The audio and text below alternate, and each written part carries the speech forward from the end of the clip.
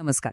आज आपण बोलणार आहोत एका अशा परीक्षेबद्दल जी जगातल्या सगळ्यात कठीण परीक्षांपैकी एक मानली जाते. हो, आपण बोलतोय भारतीय नागरी सेवा परीक्षेबद्दल आणि तिच्या त्या आव्हानात्मक प्रवासाबद्दल. विचार करा, जगातली सगळ्यात मोठी लोकशाही चालवायला लागतं तरी काय? हा प्रश्नच आपल्याला या परीक्षेची व्याप्ती आणि तिचं महत्त्व सांगून जातो. ही फक्त एक परीक्षा नाहीये, ही एक अतिशय कठोर प्रक्रिया आहे ज्यातून देशाचं भविष्य घडवणारे प्रशासक निवडले जातात. आणि स्पर्धा तर इतकी तीव्र आहे की विचारच करू नका. लाखो तरुण तरुणी आपलं एक स्वप्न उराशी बाळगून वर्षानुवर्ष यासाठी मेहनत घेतात. पण यश मिळतं ते फक्त मुठभर लोकांना. या परीक्षेला उगाच नाही परीक्षांचा एव्हरेस्ट म्हणत. तिचा आवाका, तिची काठिण्य पातळी सगळंच प्रचंड आहे. खरं तर पुढे जाऊन प्रशासकांना ज्या मोठ्या मोठ्या गुंतागुंतीच्या समस्यांना तोंड द्यायचं असतं त्याची ही फक्त एक छोटीशी झलक आहे. हा आकडा बढा जवळपास 61.6 कोटी हे आहे भारताचं एकूण मनुष्यबळ. म्हणजे विचार करा, जे प्रशासक निवडले जाणार आहेत त्यांना एवढ्या मोठ्या लोकसंख्येच्या गरजा, त्यांच्या समस्या आणि त्यांच्या विकासासाठी धोरणं बनवायची आहेत. जबाबदारी किती अफाट आहे याचा अंदाज येतोय ना? चला, आता एक काम करूया. आपण एका उमेदवाराच्या आयुष्यातला एक दिवस बघू. समजा आजची तारीख आहे 28 मार्च 2026. तर या एका दिवसात त्याला किंवा तिला नक्की किती आणि कोणत्या प्रकारच्या विषयांवर प्रभुत्व मिळवावं लागतं ते पाहूया. तर दिवसाची सुरुवातच होऊ शकते एका अत्यंत गुंतागुंतीच्या आंतरराष्ट्रीय हवामान धोरणाने. उमेदवाराला नॅशनली डिटरमाइंड कॉन्ट्रिब्युशन किंवा NDC म्हणजे नेमकं काय हे अगदी अचूकपणे माहीत असायलाच हवं, ही बेसिक अपेक्षा आहे. आणि इथे फक्त व्याख्यापाठ करून चालत नाही, तर भारताचे हवामान बदलाबाबतची जी काही उद्दिष्टे आहेत ती आकडेवारीसकट अगदी तोंडपाठ असावी लागतात. जसं की गैरजीवाश्म ऊर्जा क्षमता 60% नेण्याचं आपलं लक्ष्य आहे, हे सगळं माहीत हवं. पण थांबा, खरी मेख तर पुढे आहे. उमेदवाराला हेही समजून घ्यावं लागतं की स्थापित क्षमता म्हणजे कपॅसिटी आणि प्रत्यक्ष वीज निर्मिती म्हणजे जेनरेशन यामध्ये जमीन अस्मानाचा फरक आहे. आता बघा, गैरजीवाश्म स्रोतांची क्षमता जरी 52% जास्त असले तरी प्रत्यक्ष वीज तयार होते फक्त 25%. आणि हा जो फरक आहे ना, तो धोरणं बनवताना खूप खूप महत्वाचा ठरतो. आणि बस, काही क्षणातच विषय बदलतो. पर्यावरणावरून गाडी थेट अर्थव्यवस्थेच्या रुळावर येते. म्हणजे एका क्षणाला हवामान बदल आणि दुसऱ्या क्षणाला अर्थव्यवस्था. ही जी बौद्धिक चपळता लागते ना, तीच तर खरी कसोटी आहे. आता अर्थव्यवस्थेचा अभ्यास करायचा म्हणजे पिरियॉडिक लेबर फोर्स सर्व्हेमधील संकल्पना समजून घ्याव्याच लागतात. म्हणजे बघा, LFPR आणि WPR.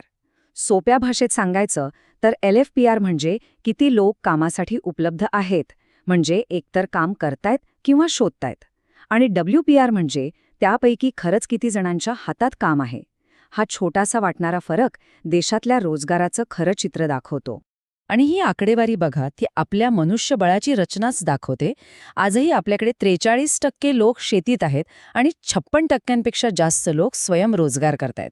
आता उमेदवारांना फक्त हे आकडे पाठ नाही करायचे, तर याचं विश्लेषण करून देशासमोरची आर्थिक आव्हानं कोणती यावर आपलं मत मांडावं लागतं.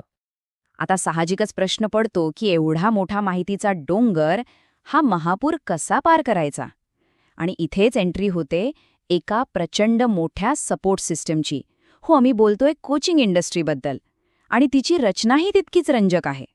दृष्टी IAS सारख्या संस्था सांगतात की ही परीक्षा म्हणजे 3 मोठ्या अडथळ्यांची शर्यत आहे. पहिला टप्पा प्रिलिम्स, दुसरा मेन्स आणि तिसरा मुलाखत. प्रत्येक टप्पा म्हणजे एक वेगळंच आव्हान, जे उमेदवाराच्या वेगवेगळ्या क्षमतांची कसोटी पाहतं. वाजीराम अँड रवी सारख्या मोठ्या कोचिंग संस्था काय करतात? तर ही सगळी गुंतागुंतीची माहिती सोप्या भाषेत कशी मांडायची हे शिकवतात. त्यांचं म्हणणं अगदी बरोबर आहे की रोज वृत्तपत्रातले संपादकीय लेख वाचले तर विचार करण्याची, विश्लेषण करण्याची क्षमता वाढते. आणि हीच क्षमता तर पुढे कामाला येते. पण गोष्ट इथेच संपत नाही. अजून एक अडचण आहे. ती म्हणजे हे सगळं लक्ष बदलत राहतं. उमेदवारांना फक्त अभ्यासक्रमच पूर्ण नाही करायचा, तर सतत बदलणाऱ्या नियमांशी सुद्धा जुळवून घ्यावं लागतं. ताजं उदाहरण घ्यायचं तर महाराष्ट्र लोकसेवा आयोगाचं म्हणजे MPSCचं मार्च 2026 पासून त्यांनी परीक्षेच्या पद्धतीत मोठे बदल केलेत. आता प्रत्येक प्रश्नाला 4 नाही तर 5 पर्याय असणार आणि सगळ्यात महत्त्वाचं एक पर्याय निवडणं बंधनकारक असणार आहे. आणि यातला सगळ्यात मोठा बदल कोणता? तर जर तुम्ही कोणताही पर्याय निवडला नाही तर सरळ सरळ 25% गुण कापले जाणार. ह्या नवीन नियमामुळे परीक्षेमधला धोका वाढलाय आणि उमेदवारांवरचा दबावसुद्धा प्रचंड वाढलाय. ठीक आहे, आतापर्यंत आपण अभ्यास आणि परीक्षेबद्दल बोललो. पण हे जे सगळं ज्ञान आहे, जे पुस्तकी वाटतं, त्याचा भविष्यात प्रशासक म्हणून काम करताना नेमका काय उपयोग होतो? कारण हे ज्ञान फक्त पुस्तकांपुरतं मर्यादित नाहीये. उदाहरणार्थ, उमेदवार जनविश्वास विधेयक सारख्या कायद्यांचा अभ्यास करतात. हा कायदा थेट देशाच्या आर्थिक धोरणांशी जोडलेला आहे.